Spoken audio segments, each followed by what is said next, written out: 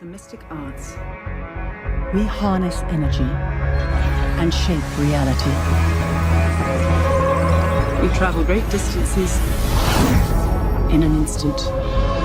Hey everyone, I'm Tamara Krinsky with Marvel, and I am here at a very special event celebrating the science of the Marvel Cinematic Universe. This event is brought to you by the Science and Entertainment Exchange, Marvel Studios, and The Great Company, which is hosting this thing. Right behind me, there's a costume from Doctor Strange, and all around this space we've got costumes, we've got artifacts, we've got props, along with some of the scientific explanations of how they could actually work in real life.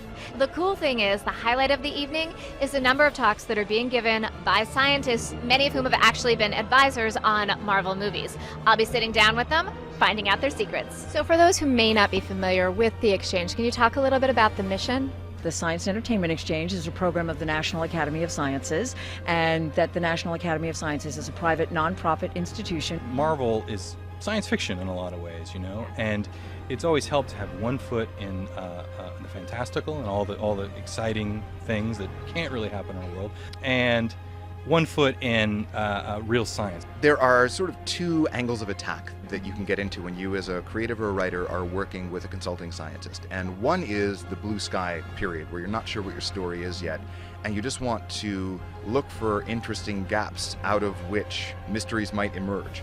You know, movies are a great way to educate the public, educate the masses, and I think it's important to have a strong intersection between movies and scientists. And so what I loved in my experiences with the Exchange is that they really open the minds of the writers in a way that make them say, oh, this is a possibility, like swarm theory or chaos theory, and vice versa. Really just seeing the creative people rub off on the scientists and their work too. You know, the big message for tonight's event is that science fiction and science actually aren't that far apart.